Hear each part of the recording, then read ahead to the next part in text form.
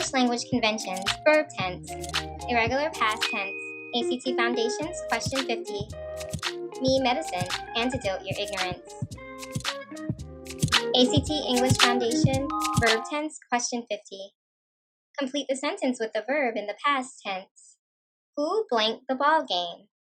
The task here is to shift the tense of when to its simple past tense verb form.